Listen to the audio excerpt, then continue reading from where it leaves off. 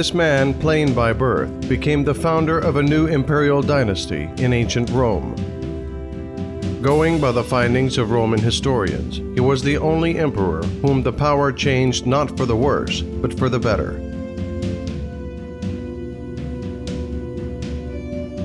Vespasian, modest and unpretentious in his private life, with an incredible capacity for work, even on the throne, was a toiler.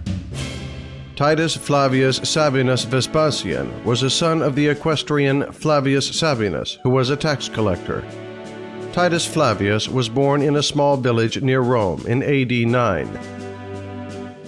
There is no evidence of Vespasian's childhood and youth.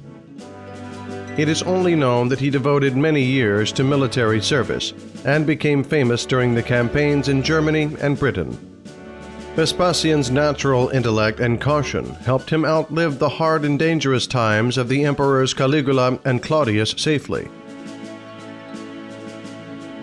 During the reign of Nero, Vespasian's elder brother was Rome's prefect for many years, and after his 30th birthday, Vespasian became a praetor, that is, a governor-general of a province, and got Africa to rule. The Emperor Nero regarded Vespasian favorably and even took him on a journey through Greece. But after Nero's protege committed the blunder of falling asleep during one of the speeches of his benefactor, Vespasian fell into disgrace with Nero and had to move to a distant province. They remembered Titus Flavius Vespasian's battle fame when a revolt broke out in Judea in 66. Rome needed a strong military leader. The choice fell on Vespasian. He, leading a big army, suppressed the revolt.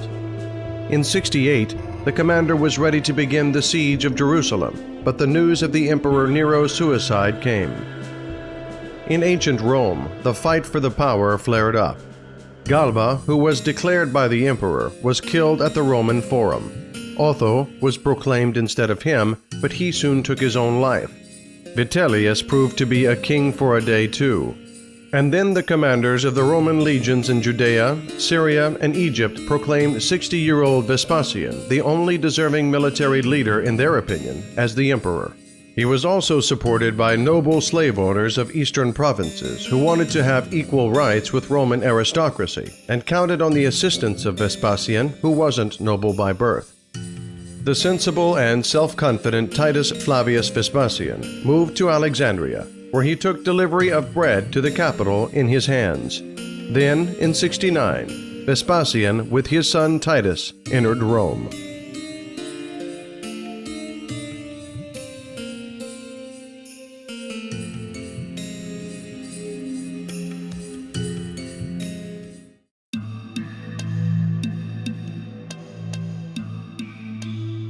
Titus Flavius Sabinus Vespasian, Rome's new emperor, the former commander, the protege of the military and provincial nobles, turned out to be the right man in the right place on the throne. First of all, he put in order the state finances absolutely depleted during the reign of Nero and the Civil War. The expenses of the court were considerably shortened. New taxes were implemented in Italy and provinces. The emperor used any means to fill up the state treasury. He was the first to introduce tax on public toilets. When the emperor's son, Titus, reproached his father for his excessive miserliness, Vespasian held a coin from the new prophet to his son's face and commented didactically, "Money doesn't smell." The brilliant success of his financial policy let the emperor start extensive building in Rome. He built a new forum, that is, a square, with the Temple of Peace. During Vespasian's reign, the construction of the Colosseum amphitheater began. This amphitheater, which was completed under Vespasian's son, was used for fights of gladiators and other performances. It seated about 50,000 spectators, and that is why it was called Colossus, huge in Latin. To the present day, the Colosseum amazes everyone by its dimensions and durability. Vespasian also took care of the security of the frontiers and the peace of the provinces. Patronizing Spain, Gaul, and Africa, he nevertheless deprived Greece of the independence received from Nero only for a zealous applause during his performances. Vespasian didn't forget about privileges for the provincial nobles who helped him to mount the throne. He ordered the rights of Roman citizenship to be extended to provincials, and these people were included in Senate and the lists of equestrians. Titus Flavius Vespasian lived till the age of 70 and had a reputation for being a just ruler. The title didn't turn his head. Vespasian remained available for any citizen wishing intercourse. The contemporaries assured that for 10 years of governing, Vespasian contributed to the curb of luxury in the Roman state. It was not so much as by strict laws, as by his habits of a modest person. Under Roman customs, the dead emperor was reckoned in gods.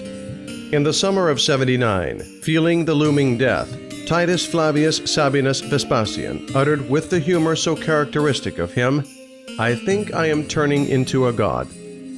Vespasian's son, Titus Flavius Vespasian, continued the Flavian dynasty founded by him. The luxurious temple was erected on the Forum in commemoration of the thrifty, thoughtful, and modest ruler Vespasian. Its ruins remained in Rome up to now.